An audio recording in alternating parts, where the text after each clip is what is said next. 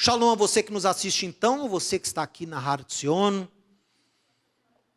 pedindo para que você, se ainda não é inscrito no canal do Ensinando Sião, inscreva-se, a gente está com novidade aí por vir, você vai ser a primeira pessoa a ser informada. Então, inscreva-se no nosso site, ative as notificações para você receber todas as novidades do nosso canal do YouTube. A paraxá de hoje, a porção de hoje é uma porção muito especial, ela está lá em Deuteronômio, no capítulo 18, do capítulo 16, a partir do verso 18, e o nome da porção é Shoftim, Juízes, e o título do estudo de hoje é O Verdadeiro Rei de Israel. O verdadeiro Rei de Israel. Convido você então a abrir a sua Bíblia aí em Deuteronômio, Devarim, capítulo 16, verso 18. Essa porção vai até o fim, ali, meados do capítulo 21, 9. Nós temos a constituição de juízes, Shoftim, e esses juízes deveriam julgar com reto juízo. E um mandamento que nós temos nessa porção, que chama a minha atenção, que fala, grita ao meu coração, é um mandamento em relação à justiça. Meus irmãos, implantarmos a justiça de Deus, sermos justos. O que é o justo? É aquele que anda reto no caminho de Deus. É nossa obrigação, é nosso mandamento nos esforçarmos para ser justos. Não estou falando nada em relação à salvação, nada à justificação. Estou falando em andar em justiça. Buscai primeiro o reino do eterno e a sua justiça. E essa paraxá, na minha opinião, foi a inspiração que Yeshua teve para falar essas palavras sobre o reino. Dê uma olhada aqui comigo, olha. O mandamento central desta porção da Torá representa o ápice da prática correta na crença no único Deus. Qual que é o ápice da prática? Você praticar a fé, é você andar em justiça. Olha só, tzedek, tirdof, leeman tichye. Justiça, perseguirás, tirdof. Não é, você tem que perseguir, você tem que ir atrás, você tem que se esforçar. É um movimento dinâmico. Um dos aspectos mais importantes para a gente implantar essa justiça divina na terra seria a escolha correta dos nossos dirigentes. Seria a escolha correta dos nossos juízes. Seria a escolha correta dos nossos governantes. O processo de escolha e a conferência para que aquele líder, dirigente ou juiz julgue na retidão da palavra do Eterno é algo muito importante. Porque traz a justiça divina. A justiça divina é implantada na terra através da sua vida, através de líderes, de dirigentes. E nessa porção da Torá há uma concessão da parte de Deus. O Eterno é o rei de Israel. O próprio Eterno é o dirigente da nação.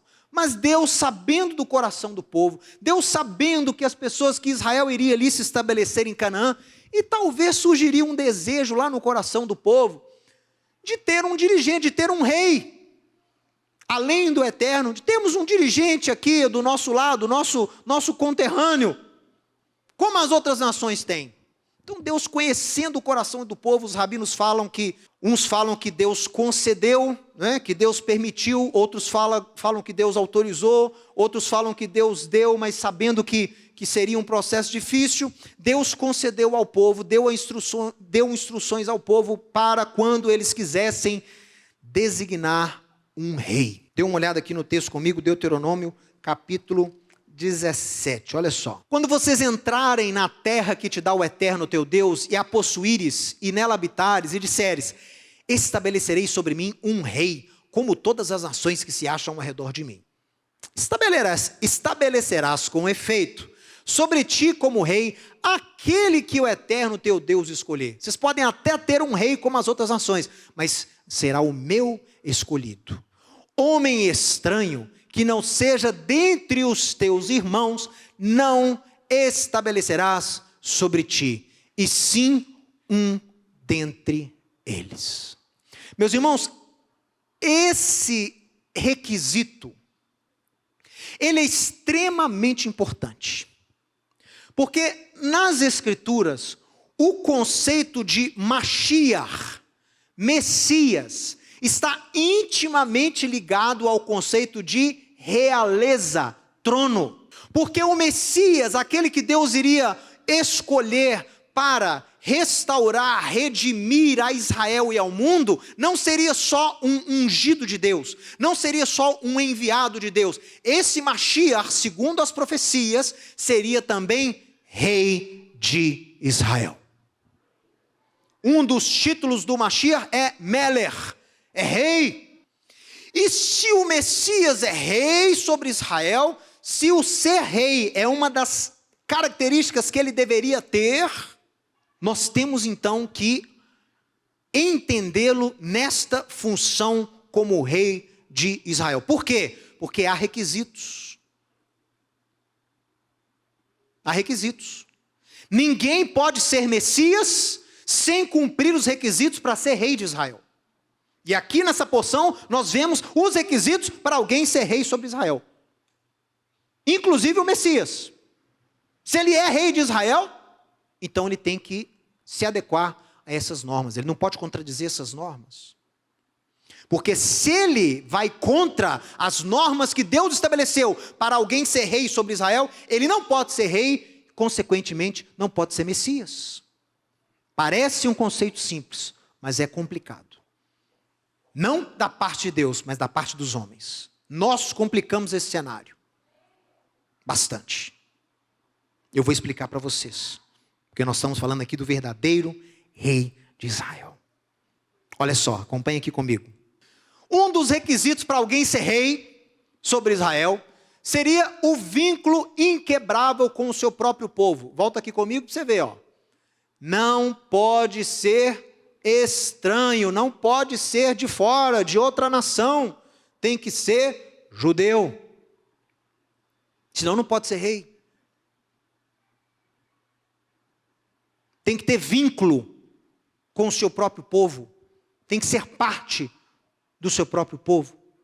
Primeiro vínculo que a Torá estabelece. Então olha aqui. Tem que ser, é um vínculo inquebrável com a casa de Israel. Tem que ser judeu. O verdadeiro rei de Israel deve ser judeu. Nos dias dos apóstolos, homens como Herodes o Grande e o Antipas assumiram o título de rei dos judeus. Se entronizaram como rei dos judeus. Mas, na verdade, jamais atenderam os requisitos da Torá. Por quê? Nunca foram legítimos. Qual é a razão disso?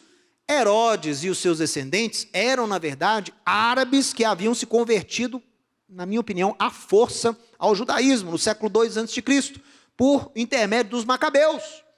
Os macabeus, vocês lembram que tiveram aí um processo de reforma, e naquele espírito ali de restauração de Israel, de limpar tudo, de reconsagrar o templo, acabaram também fazendo questão que ali em Israel haveria judeus, e saíram convertendo todo mundo. E os idumeus, que era uma tribo árabe que habitava ali na região de Canaã, passou pela conversão, né? Tem Yohanan Hyrcanus que conduziu aí esse trabalho junto aos macabeus, enfim. Esse Herodes é descendente de conversos ao judaísmo. Não era judeu. Mas assume para si, perante Roma, o título de rei dos judeus. Jamais foram. Jamais foram.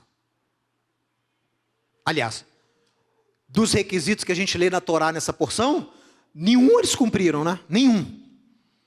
Tem que ser judeu, não eram. Não pode acumular para si cavalos e ouro e prata, acumulou. Não pode ter mulher de mar. Tomaram bomba em todos os requisitos. Tá? Nunca foram reis legítimos de Israel.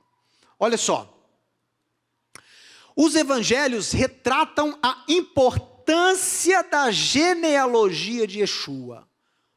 Uma vez que essa seria um dos aspectos que comprovariam o seu título de rei e Messias. Como que uma pessoa pode ser considerada rei e Messias? Para ser rei, ela tem que estar conectada a quem? A Davi. Para ser Messias, tem que ser conectado a Isaac. Tem que ser, né? Tem que vir do seio de Israel. Tem que ser um cumprimento da promessa dada a Abraão de abençoar as famílias da terra. Por isso que os evangelhos de Mateus e Lucas Eles começam com uma genealogia, que o autor sentiu a necessidade de conectar Yeshua a Abraão. Então ele é judeu, pode ser o Messias, mas para ser Messias não basta ser judeu, tem que ser também o quê? Da família de Davi. Então o autor de Mateus e o autor Lucas, que na minha opinião há fortes indícios que era judeu, tá? Eu particularmente não creio tanto que Lucas não era judeu não.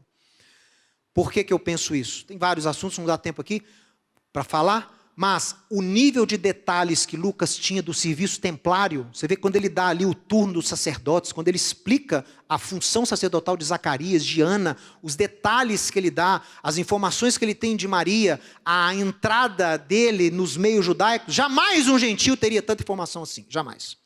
Ainda mais em relação ao templo, não podia nem chegar perto do templo se não fosse judeu. Como é que Lucas ia saber detalhes do ciclo de sacerdócio levítico? Não tem condição. Então, e tem outros argumentos também, quando ele escreve Atos, né, ele escreve sobre relatos de quando estava no templo com Paulo, de comoções que ocorreram quando Paulo estava com ele no templo, e Lucas jamais poderia chegar-se ao templo sem ser judeu. Então, ou ele converteu ao judaísmo, ou ele era realmente um judeu, e não tem problema nenhum judeu ter nome Lucas, porque vários judeus da época tinham nomes gregos, né? Enfim, Lucas e Mateus têm a preocupação de conectar Yeshua ao seu povo. E você tem duas genealogias. O livro de Mateus começa, Sefer Toldot Yeshua, ben David, ben Abraham. Livro da genealogia de Yeshua, filho de Davi, filho de Abraão. E você vai conectar Yeshua aí ao seu povo e vai conectá-lo à linhagem sanguínea de Davi. Porque esse é o requisito para ser Messias. Tem que vir da casa de Davi. A profecia foi dada a Davi. A profecia foi dada a Judá por Jacó, lá em Gênesis. Então tem que seguir aquela linha. Então Yeshua teve que ser da casa de Davi, descendente de Davi. Mateus, mas ele era filho de Deus. Eu sei que ele era filho de Deus. Porém, ele também teria que ser da casa de Davi. Mateus, mas você nos fala tanto sobre o aspecto sobrenatural do seu nascimento. Sim, ele nasceu, ele foi concebido sobrenaturalmente, porque este era um dos sinais. A sua concepção do ungido do Eterno seria algo sobrenatural. E isso é também uma das provas que nós temos que ele é o Messias. Porém, ao mesmo tempo que a sua concepção foi sobrenatural, orquestrada por Deus, ele também tinha que ser filho de Davi. Filho de Davi que eu digo descendente mesmo. Então você pergunta, Mateus, mas aí você estabeleceu dois conceitos que não se encaixam. Se ele é filho de Deus, se a concepção dele é sobrenatural, como é que ele pode ser filho de Davi, filho de Deus ao mesmo tempo? Não é tão difícil assim, ainda mais hoje com o nosso conhecimento biológico, não é tão difícil você compreender isso. O ser humano, para ser formado, tem que ser o quê? 46 cromossomos, 23 pares de cromossomos. 23 da parte da mãe, 23 do pai. Assim forma-se o ser humano. Nenhum ser humano surge só com 23 cromossomos. Então nós somos a união, né? O óvulo ali, quando é fecundado, são 23 cromossomos do pai, 23 cromossomos da mãe. Maria tem os seus 23 cromossomos. Os 23 cromossomos que Deus usou para Maria conceber, para fecundar ali Maria, teriam que ser 23 cromossomos. Deus não poderia ser 23 cromossomos dos céus. Tem que ser 23 cromossomos que Deus teve que fazer aquela obra ali sobrenatural. Haveria algum limite para Deus, já que teria que colocar em Maria 23 cromossomos. Mimakomaher, de outro lugar, como os rabinos explicam em Gênesis 3,15. O Messias nasceria de uma semente de outro lugar. Então tá bom, Deus teria que pegar essa semente de outro lugar. Essa semente veio dele? Veio. Mas não poderia Deus fazer uma sequência cromossomial de 23 cromossomos? A imagem dos cromossomos de Davi? Tem alguma coisa impossível para Deus? E se Deus tivesse feito uma sequência cromossomial idêntica ao dos filhos de Davi e colocado em Maria? Ao mesmo tempo, ele seria, aquele ser que nasceria, seria filho de Deus, porque a sua concepção foi sobrenatural. Mas ao mesmo tempo, sanguineamente, se fizer um exame de DNA nele, ia dar o DNA de quem? De Davi. Até o aspecto dele devia ser parecido com os filhos de Davi. Então, Yeshua, filho de Davi, filho de Abraão. É uma das bases da nossa crença nele como Messias. Então preste atenção, pessoal. Tem outras recomendações também para os reis. O verdadeiro rei de Israel. Então vamos lá. Porém, então o Messias tem que ser judeu. Tem que estar vinculado a Israel.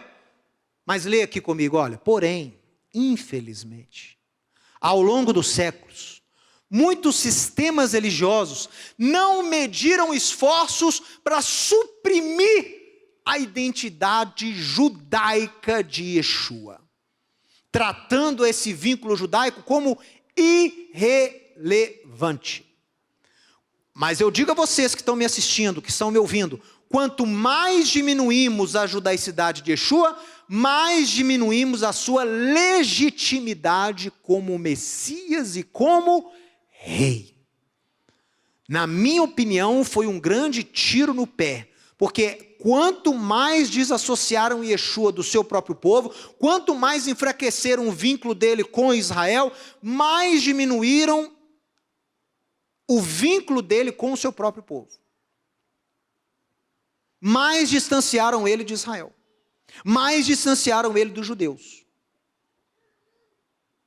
Mais enfraqueceram a possibilidade de ser o Messias. Mas o Messias que não tem vínculo com Israel? O Messias que não é judeu?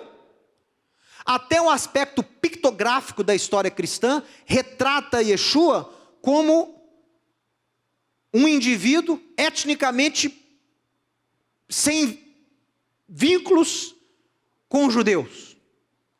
Ainda mais a partir da Idade Média, né? Fizeram questão de perpetuar uma imagem judaica, uma imagem de Yeshua pouquíssimo judaica. Sujeito louro, de olho azul, com traços escandinavos. Para quê? Para desvincular Yeshua do povo de Israel. Para tirar Israel da fé. Para tirar os vínculos com Israel e o povo judeu da fé. E isso foi intencional. Não é o Mateus que está falando isso. Isso é registrado na história eclesiástica. Basta você ver esses discursos dos primeiros pais da Igreja Católica, você vai ver discursos infamados contra os judeus, contra as práticas judaicas, contra a lei, contra a Torá, contra os mandamentos, contra o sábado, contra as festas dos judeus. E Jesus era visto como o quê? Uma entidade separada, sem pátria, sem vínculo. Ele é de todo mundo. Ele não tem povo, ele não tem raça, ele não tem cor, ele não tem nada. Ele é uma coisa meio alienígena que desceu e não tem vínculo com o povo nenhum. Outro dia me falaram assim, não, Mateus, Yeshua era judeu até ressuscitar.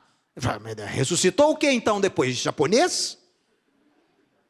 Não, até antes de ressuscitar era judeu, mas depois da ressurreição é sem raça, sem pátria. Não, meu irmão. Jesus continua judeu. Porque ele não é rei? Você não crê que ele é rei de Israel? Então ele não pode ter deixado de ser judeu. Porque se ele deixou de ser judeu, ele não pode ser mais rei de Israel. Então ele é rei de todas as nações, menos de Israel. E não é isso. O Messias, para ser Messias, tem que ser primeiramente rei de Israel.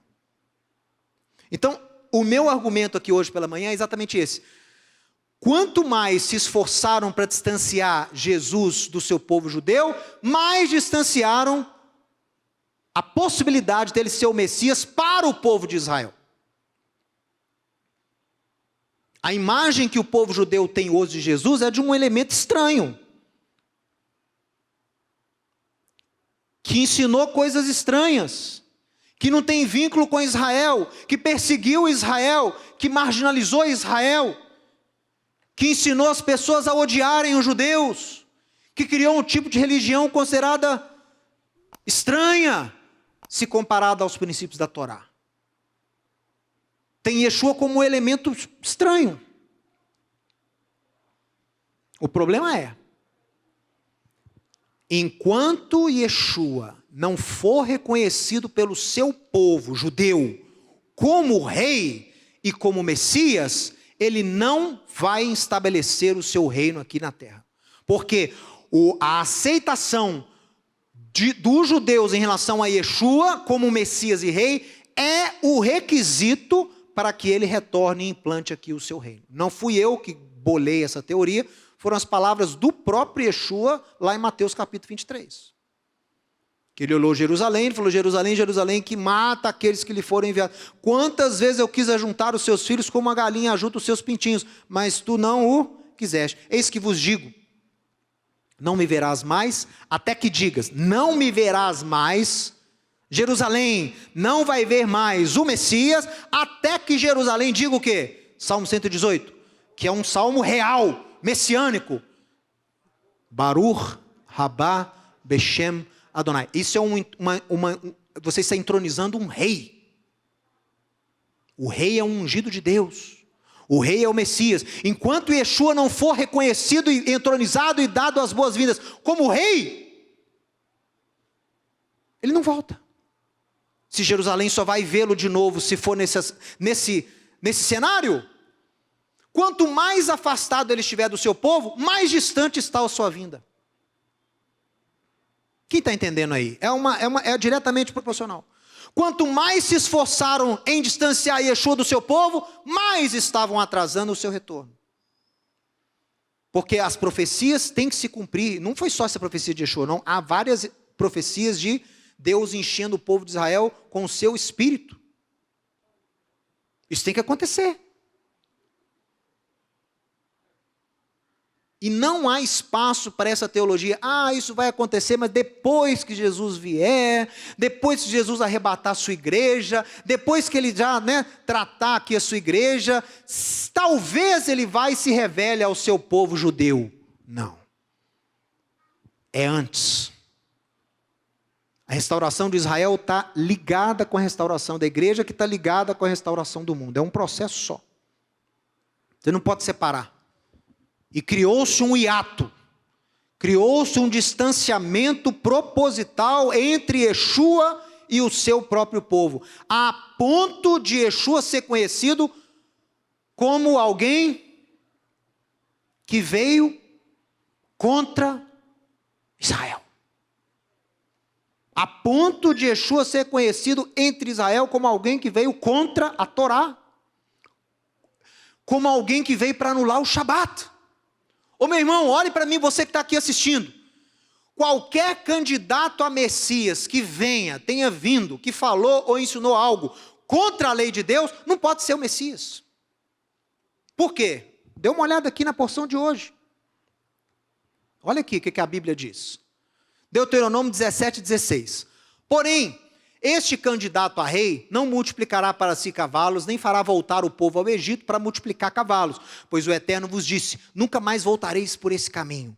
Tampouco para si multiplicará mulheres, para que o seu coração não se desvie, nem multiplicará muito para si prata ou ouro. Também, quando se assentar no trono do seu reino, a gente presta atenção nisso. Quando esse rei se assentar no trono do seu reino, escreverá para si uma cópia dessa Torá, que está diante dos levitas e sacerdotes. Para que o rei vai ter que fazer uma cópia da Torá? Isso aqui é Deuteronômio, tá? O rei tinha que fazer uma cópia do livro de Deuteronômio. Para quê? Para que ele o tenha consigo, e para que ele o leia todos os dias da sua vida, para que aprenda a temer ao Eterno, seu Deus, a fim de guardar todas as palavras dessa lei e estes estatutos para os cumprir. Então o candidato a rei, o candidato a Messias sobre Israel, tem que ter um vínculo não só com o povo judeu, mas tem que ter um vínculo com a Torá, com a lei. Agora você se coloca no lugar do judeu. Por favor, faça isso, você está assistindo. Antes de julgar, coloque-se no lugar do judeu. Apresentam para você um candidato a Messias. O que o judeu vai fazer? Na hora ele vai checar nas escrituras, né? Aí o Messias, vamos ver se cumpriu o que está falando aqui. Aí ele vê lá o que está escrito em Deuteronômio 17. Peraí, o Messias tem que ser amante da Torá, ele tem que amar a Torá, ele tem que guardar a Torá todos os dias da sua vida, ele tem que fazer uma cópia da lei, a lei tem que estar parte da vida dele. Aí o judeu fala, tá, esse Jesus, esse aí candidato, ele é da casa de Davi? Ele é judeu? Não, deixou de ser. Depois que ressuscitou, não é mais. Problema número 1. E tá, em relação à Torá, ele cumpriu a Torá, ele ama a Torá, ele ensina a Torá? Não, ele anulou, libertou os homens da lei. Libertou? Libertou da lei? Alguém pode ser liberto da lei? Não estou entendendo. Que conceito é esse? Não, ele veio e libertou os homens da lei. Tirou esse peso. Peso? O sábado é peso, a Torá é peso, os mandamentos são peso. E esse Messias, esse Jesus veio e tirou isso tudo. Imagine isso no lugar do judeu. O judeu nem teve contato ainda com as palavras de Yeshua, mas os representantes desse Yeshua falaram para o judeu: olha, eu vou te falar o que ele ensinou. Ele ensinou contra o sábado, ele ensinou contra as festas, ensinou contra as tradições de vocês, ensinou contra Moisés, ensinou contra a eleição de vocês não são mais povo eleito, agora é a igreja. Então, imagine se você no lugar de um judeu desse. Pode um indivíduo apresentado dessa forma ser o Messias? Ser o seu Messias? Ser o Messias de Israel? Lógico que não. Não pode ser Messias porque ele não pode ser rei. Não pode ser rei porque se o que você estiver falando for verdade, ele não cumpre os requisitos para ser Messias, não. Muito menos rei. Ele é contra a Torá, ele libertou os homens da lei. Que é isso? Que tipo de rei é esse? Que tipo de juiz é esse que isenta você de cumprir a lei? Me fala. Que tipo de rei é esse que isenta os seus súditos, os seus servos de guardarem a lei do reino? É um rei da anarquia, um rei momo. Um rei da baderna, isso sim. Não pode ser rei da parte de Deus.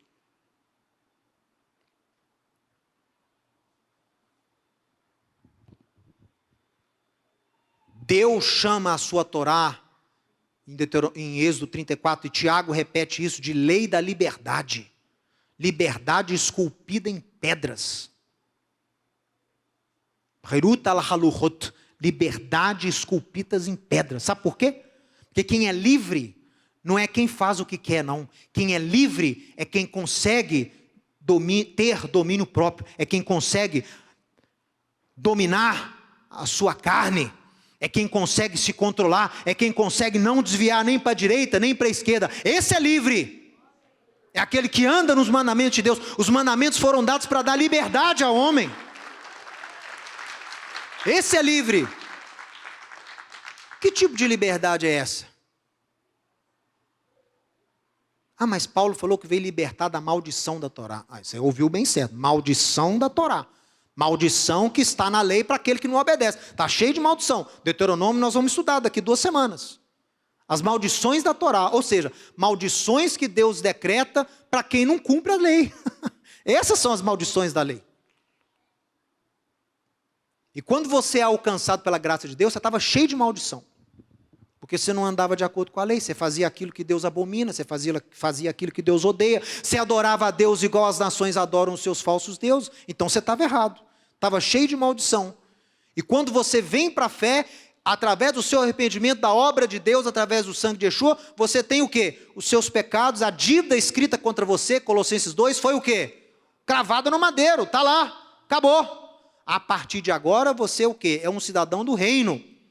O homem velho morreu, agora você é um novo homem e vai andar conforme tal. Está aqui os parâmetros de Deus. Sigam.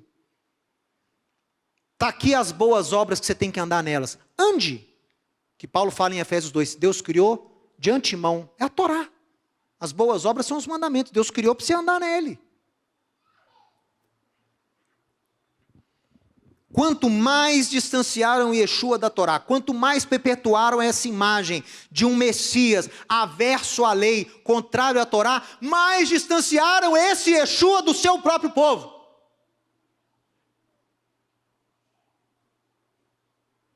Mas eu digo a vocês que tentam até hoje fazer isso, o vínculo de Yeshua com o seu povo não pode ser quebrado por homem algum.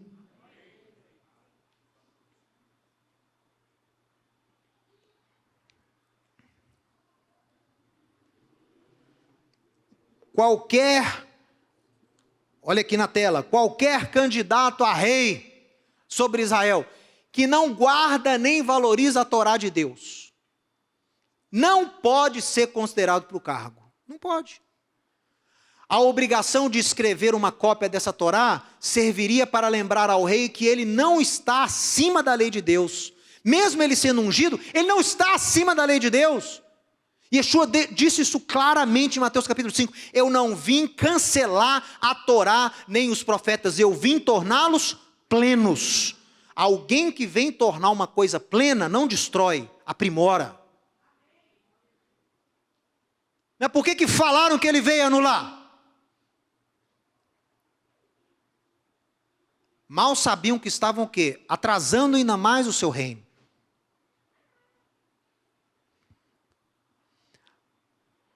Porém, a apresentação teológica tradicional de Jesus, é verdade, isso aqui, gente, eu sou obrigado a falar. A apresentação teológica tradicional que as pessoas têm de Cristo, tem servido para desqualificá-lo perante o seu próprio povo. Então tem que entender um pouquinho desse contexto. Quando você vai anunciar Yeshua como Messias da casa de Israel para um judeu, eu sei que tem judeus me assistindo agora. A primeira imagem que esse judeu tem é de um Jesus o quê? Estranho a Israel, contrário à Torá, contrário ao Shabat, contrário à eleição de Israel. Então ele vai dizer o que para você? Lo todá, não obrigado, respeito, mas isso não é para mim. Isso não é para nós. Então o que a gente tem que fazer? Espera aí, meu amigo. Você tem a figura de Yeshua e tem todo o invólucro, o clipá. Clipá em hebraico quer dizer casca. Você tem Yeshua lá, a figura de Yeshua, original. E você tem toda uma casca, um invólucro, que colocaram ao redor dele por 2000 anos. Ensinos estranhos ao que ele ensinou, posicionamentos estranhos ao que ele teve, doutrinas estranhas, palavras estranhas, sistemas religiosos estranhos ao que ele veio aqui apregoar, aversão a Israel, ao povo judeu, anulação da eleição, tudo isso foi estranho, colocaram sobre ele. E ele é visto hoje com esse invólucro, com essa capa. Então o que você tem que fazer? Vai falar sobre Yeshua? Primeiro você tem que desconstruir. A primeira coisa que a gente fala, não começa construindo não, começa desconstruindo. Você sabia que esse Yeshua, a quem nós apregoamos aqui como Messias, nunca falou nada contra Israel? Você sabia que ele guardou fielmente a Torá? Ele era considerado irrepreensível nos seus dias? Você sabia que ele amava a Torá, que ele amava o seu próprio povo? Você sabia que ele atestou que a salvação vem dos judeus? Você sabia que ele atestou a eleição de Israel?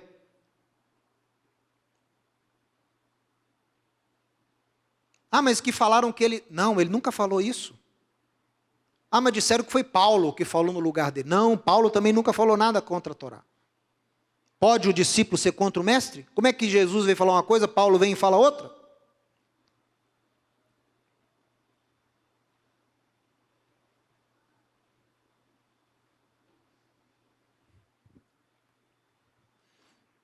Tem que ser restaurada. Essa capa de Yeshua tem que ser restaurada, porque senão você não vai conseguir aproximá-lo ao seu próprio povo. Tem que desconstruir.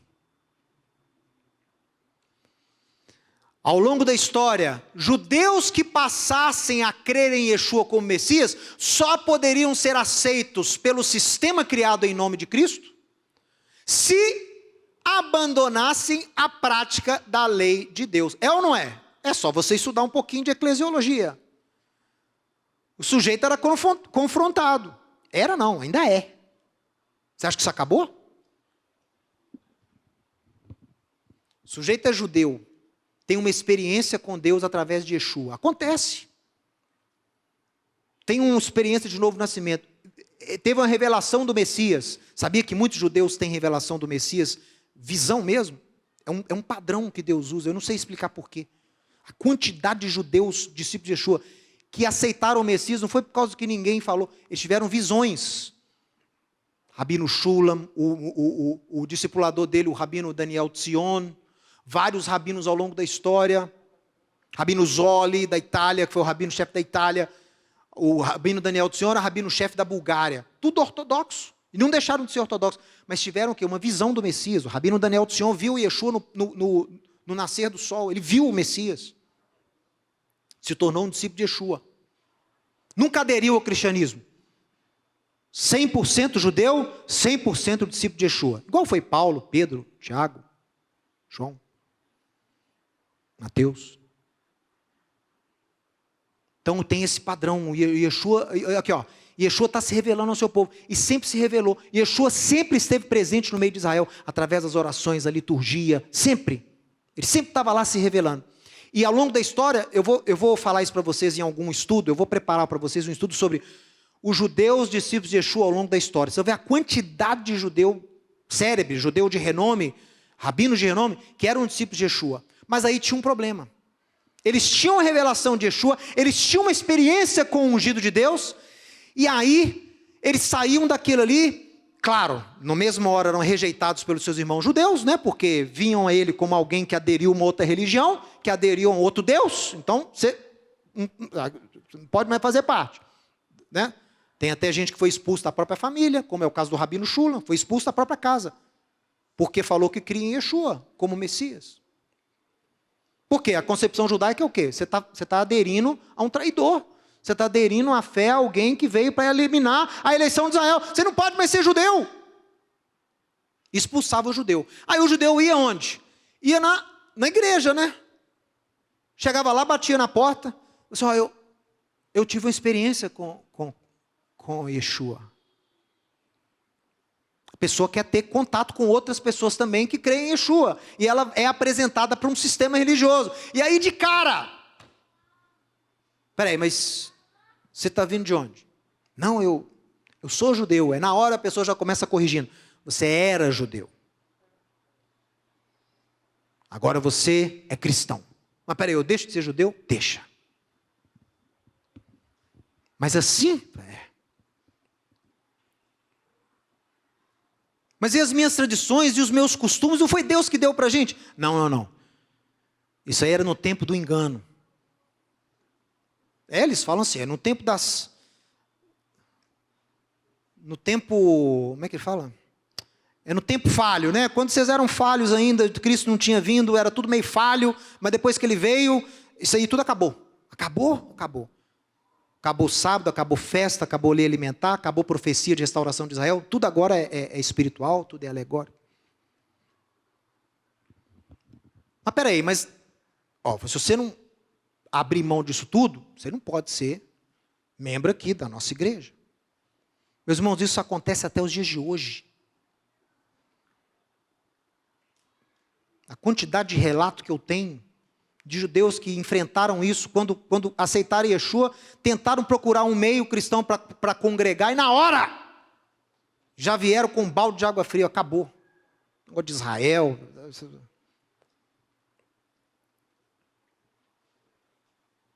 Vocês estão entendendo a gravidade do assunto? Então não pode acontecer, pessoal. Nós temos que restaurar o caráter, o aspecto, a identidade de Yeshua. Olha só. Então, o judeu que cria em Yeshua deveria viver como gentio em todos os aspectos. Isso criou um estereótipo de Jesus perante o povo judeu como sendo um falso profeta. É falso profeta. Se veio aqui, como é que você sabe que o camarada é falso profeta? Está na porção da semana passada e nessa semana. Se ele falar que é profeta, mas agir contra a lei de Deus, ele é falso profeta. Se Yeshua fala que ele é o profeta anunciado por Moisés, Deuteronômio 18, e ele vai e faz esse ensino contra a lei, contra Israel, então ele é falso. Então, criou-se um estereótipo de Yeshua como falso profeta diante de Israel, né? Que persegue Israel e ordena os judeus a abandonarem os caminhos da Torá. Ou seja, o Messias do ensino tradicional da igreja simplesmente não o qualifica como Messias perante o seu próprio povo. E não é o suficiente ele ser o seu Messias. Ele tem que ser o Messias de Israel. Não é o suficiente ele ser rei da sua vida. Ele tem que ser rei sobre Israel. Porque essas são as profecias. Então esse Jesus que liberta o homem da Torá, que liberta o homem dos mandamentos, que fala que o homem agora é livre, que o homem agora está livre dos mandamentos, né? Que acabou com a eleição de Israel. Esse Yeshua aí é o mesmo, só que colocaram uma capa em cima dele, está entendendo? O Yeshua é um só. O Yeshua é a figura que sempre... Só que colocaram uma clipá, colocaram uma capa estranha nele, que ele não consegue ser visto como judeu. É igual como eu falo aqui, é igual José no Egito. Estava lá todo cheio de indumentária egípcia, cheio de maquiagem, cheio de peruca. Os irmãos chegaram lá, os filhos de Jacó, viram lá, viram José ou viram Desafinado Paner? Viram Desafinado Paner, um governador do Egito. Fala igual egípcio, ensina igual egípcio, veste igual egípcio, é egípcio. Mas aí, quando José começa, que ele quer se revelar, o que ele começa a fazer? Ele começa a tirar as indumentárias, a Torá nem fala isso, mas eu acho que ele deve ter começado. E outra coisa, ele fala em língua hebraica. Ani Yosef, eu sou José. Eu oro, meu irmão, para que com a sua ajuda, nós possamos tirar essa capa de Jesus, sabe, que colocaram em cima dele, que faz ele um estranho, faz ele um falso profeta diante de Israel. A gente tira essa capa até o momento que ele já possa ser visto pelo seu próprio povo. E ele então vai dizer para o seu povo, Ani Yeshua Mashichem, eu sou Yeshua, vosso Messias. Malchem, eu sou Yeshua, vosso rei. Mas com essa capa que está aí hoje, está difícil. O judeu olha para a gente achando que a gente é um traidor. Pessoas, judeus vêm de longe visitar o nosso museu da Inquisição, chega lá, vira para o meu pai e para mim e fala assim, peraí, um trabalho desse aqui de restauração, um trabalho desse aqui reconhecido no mundo todo, uma pesquisa dessa que vocês estão fazendo, mas peraí, aqui ó, entre nós aqui, você realmente crê nesse Jesus? É como se falasse, mas você é inteligente demais para crer nesse negócio aí, velho. Sério. Você achou que eu estou brincando? É desse jeito mesmo. É sério. É sério. Por quê? Porque a imagem que tem é essa aí, ó. Mas é hora de restauração. Amém, pessoal? É hora de descaracterização. Eu vou descaracterizar, para depois caracterizar de novo, porque essa caracterização que foi dada aí está estranha, está zará, está esquisita. Precisamos restaurar Yeshua e levar ele de volta para casa. Ele ficou tempo demais no Vaticano, tempo demais na Suíça, tempo demais na Alemanha, se bem que eu nunca fui para lá, acho que tentaram levar ele para lá, mas ele não quis ir. Está tempo demais longe de casa. Quando você tira essa capa estranha de Yeshua e restaura suas vestes originais, você está conduzindo-o de volta para casa. Você está levando-o de volta a Jerusalém. Olha só.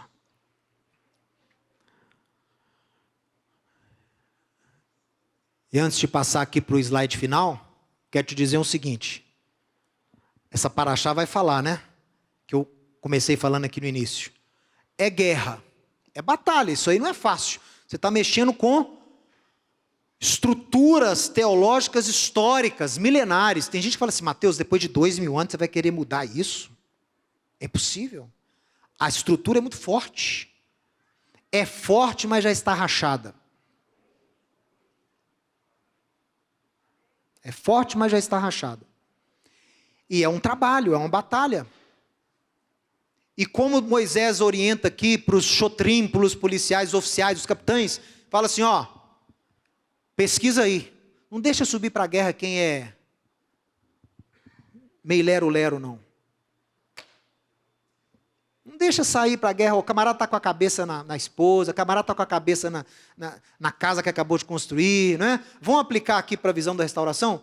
O camarada gostou, ouviu a palavra, tocou lá no espírito, mas está muito apegado ao sistema, está muito apegado às riquezas, está muito apegado ao materialismo lá, está muito apegado à tradição. Ai, a minha tradição, eu sou assim, ai, o que o povo vai, o que a minha igreja vai pensar se eu começar a falar aqui de sábado, de restaurar a lei, de Torá, ai meu Deus, eu vou ser visto assim, aqui ó, está assim, não sobe não, não sobe não, está com medo? Não sobe não. A visão da restauração não pode ter neófito, não pode ter inseguro, não pode ter medroso. Tem que ser homens e mulheres cheios do Espírito de Deus. Porque é Ele que te fortalece. É Deus que te fortalece. Não é argumento, não é você estudar isso. Não, é o Espírito de Deus em você. Porque esse mover é o mover de Deus. Então ele é movido por Deus. Se ele é movido por Deus, a presença de Deus em nós é o nosso legitimador. Não é argumento. Se você recebeu essa revelação, se você recebeu esse entendimento no seu espírito, erga a sua cabeça. Prepare-se. E vamos subir. Vamos subir para batalhar, porque nós temos que resgatar o ungido de Deus e trazer ele para casa. Operação Resgate. Saving Private Ryan. Só que é Saving Mashiach Yeshua. Tem que resgatar. Nós temos que ir lá, resgatá-lo, trazê-lo de volta para casa. E eu termino dizendo que urge, vamos ficar de pé? Leia comigo aqui, ó. Urge que os verdadeiros discípulos do Messias dentre as nações unam esforços com os judeus discípulos dele, de Yeshua, e restaurem a identidade de Jesus frente ao seu próprio povo. Novamente eu estou usando Jesus aqui propositalmente, que a figura, o indivíduo é o mesmo. Não adianta você criar um Yeshua, não, ele é o Jesus que está lá descaracterizado, é ele que nós temos que restaurar. É nossa responsabilidade apresentar Yeshua como ele realmente é, elucidando os seus ensinos como verdadeiramente foram, restaurando sua identidade como judeu fiel à Torá e parte do seu povo Israel. É tempo de levar Yeshua de volta para casa, de volta a Jerusalém, de volta ao seu povo. A redenção de Israel e a redenção do mundo depende dessa reaproximação, restauração já, em nome de Yeshua. Amém, amém e amém. Se você gostou e foi abençoado com esse estudo, inscreva-se em nosso canal do YouTube. Considere também ser um mantenedor do trabalho do Ensinando de Sião no Brasil, Israel e no mundo. Doações e contribuições podem ser feitas através do link na descrição desse vídeo. Um grande abraço e shalom, shalom.